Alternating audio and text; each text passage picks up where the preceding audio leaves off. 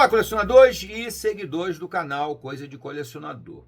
Nós estamos em 2026, como eu já falei em outro vídeo e tal, comemorando, né, com toda a pompa, toda a glória e todo o mérito e todo o talento, todo o mérito da obra, todo o talento dos autores, dois marcos importantíssimos na história dos quadrinhos. O Cavaleiro das Trevas, a volta do Cavaleiro das Trevas do Batman, do Frank Miller, de 86, e logo em seguida o Watchmen, do Alan Moore, que são duas obras disruptivas, porque realmente elas romperam com todos os critérios, normas e regras dos quadrinhos até aquela data e transformaram tudo que veio depois. São obras fundamentais para entender o universo dos quadrinhos, que tiveram repercussões, algumas muito positivas e algumas muito negativas. Por isso dividem algumas opiniões. Tem um determinado espectro ideológico que acham que são duas obras extremamente violentas, desnecessárias, deseducativas. Eu entendo perfeitamente, respeito a opinião de todo mundo, mas eu vejo mais pelo lado positivo, porque são duas obras que realmente revolucionaram e tornaram os quadrinhos de super-heróis uma literatura mais para adultos. Afinal, quem lia basicamente super-heróis nessa época já tinha mais de 30 anos, tá? Começou basicamente nos anos 60 com o Stan Lee e o Jack Kirby e foi recuperando algum material anterior dos anos 30, dos anos 40, dos anos 30 não, dos anos 40, dos anos 50, da DC Comics, né? E começou a ler quadrinhos. Então, esse público foi extremamente bem atendido pelas duas obras. Uma dizendo que a justiça já precisava ter um novo enfoque, uma nova forma de abordar os problemas sociais da sociedade, e outra que questionava exatamente no sentido oposto. Diz assim, não, mas quem é que vigia os nossos justiceiros? Que é o tema de Watchmen, né? Quem vigia os vigilantes, né? O trocadilho Who Watch the Watchmen, né? E isso daí se tornou uma marca. Então, de um lado, temos praticamente de um lado do ringue o Cavaleiro das Trevas, praticando uma justiça que era considerada necessária naquele momento, e do outro lado o Watchmen questionando exatamente esses justiceiros. É uma dicotomia bem interessante dentro de um mesmo ano, 1986. Isso é fundamental. Porém, esse assunto eu já abordei em outros vídeos, então não é um assunto que eu quero falar aqui agora. O que eu quero falar com vocês? 40 anos dessas duas obras, marcos importantes, imprescindíveis, necessários. Indico a vocês demais relerem, inclusive que naturalmente a Panini vai republicar essas duas obras agora, em edições mais bonitas, mais sofisticadas, mais complexas. Eu vou adorar e provavelmente eu vou adquirir todas elas. E não se sabe. Mas se você pensar, o ano seguinte, a década de 90, isso é anos 80, na década de 90, você ainda tem algumas edições, alguns títulos, algumas obras que também vão ficar para a história, porque romperam a bolha, romperam os critérios. Aí eu estou falando, logicamente, por exemplo, do Reino do Amanhã, da DC Comics, mas também poderia falando de Stormwatch, da Image Comics e outros títulos, né? Os Inumanos, da Marvel Comics, no finalzinho da década de 90. Então, alguns títulos também ficarão para a história como marcos dessa época, né? Uma época que, na verdade, reforçou as ideias plantadas pelo Frank Miller e pelo Alan Moore nos anos 80, né? Eles romperam com os dogmas dos quadrinhos em 86, levaram um tempinho, mas a partir dos anos 90 eles foram consolidados. Quem acha que a violência é excessiva não gostou dos anos 90, porque nos anos 90 tudo se tornou muito mais explícito, tudo se tornou muito mais direto, né? E em alguns casos também um pouco exagerado, eu concordo.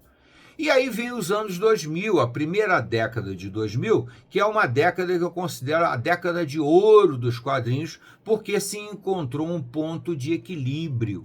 Um ponto de equilíbrio entre todos os exageros dos anos 90 e o bom senso do que havia antes, né? Antes havia uma censura um pouco pesada, depois uma liberdade excessiva, e os anos 90 fizeram uma síntese desses dois momentos e construíram um momento histórico das histórias em quadrinhos de super-heróis no início da década, na primeira década dos anos 2000. Eu considero, na minha opinião, essa é a verdadeira era de ouro. Não tem nada a ver com a fase da DC, lá dos anos 40, ou com a fase de prata da Marvel dos anos 60, ou de bronze nos anos 80. Não.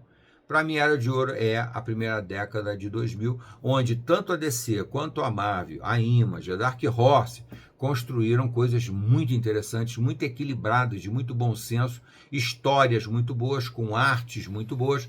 Anteriormente, nos anos 90, vocês sabem muito bem que havia uma supervalorização da arte. A arte é o que importava, a história, o contexto não fazia diferença nenhuma. E finalmente aprenderam que não é por aí, é o meio termo, né? Eu brinco que eu sou o senhor do meio termo, porque para mim tudo tem um meio termo, um equilíbrio, uma balança, né?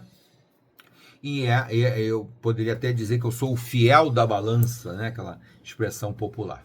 E o fato é que é esse, tá? Os anos 2000. Infelizmente, a partir de 2010, mais ou menos, a coisa entra num rumo completamente diferente, onde os vetores, as pautas, as agendas ideológicas passam a dominar não só as histórias de super-herói, a cultura das histórias em quadrinho, mas também o cinema, as séries e tudo mais passou a ter um viés ideológico extremamente forte, extremamente exagerado. Já disse milhares de vezes, o problema não é de forma alguma a pauta em si, a necessidade da inclusão. Não, o problema é o exagero, é quando você perde o rumo, é quando você perde o foco, onde a história e a arte param de ter importância e valor, e o que importa é apenas uma panfletagem ideológica.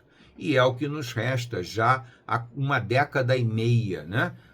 A segunda década de 2000, 2010 até 2020, 2011 até 2020, e a terceira década, que já vamos aí pela metade, entre 2021 e 2026, já vamos pela metade, dominada por essas questões ideológicas. E aí resta a minha dúvida aqui para encerrar esse vídeo. Nós temos marcos extremamente importantes, disruptivos, de grande transformação na década de 60, Stan Lee, Jack Kirby, mudando tudo.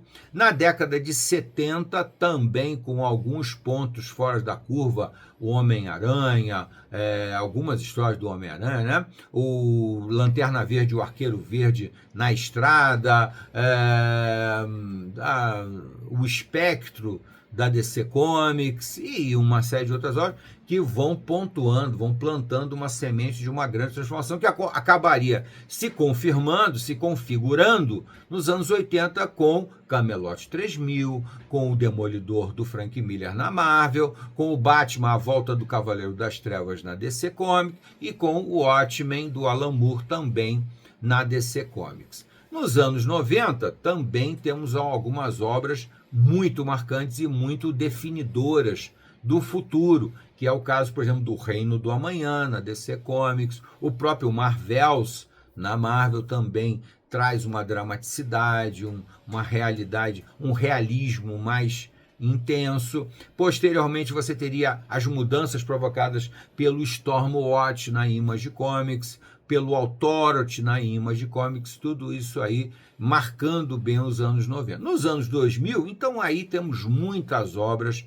extremamente marcantes, tanto na Marvel como na DC. Não vou nem enumerar aqui porque o vídeo ficaria muito longo, mas eu chamo a primeira década de 2000 dos anos de ouro dos quadrinhos. Esses são os anos de ouro dos quadrinhos.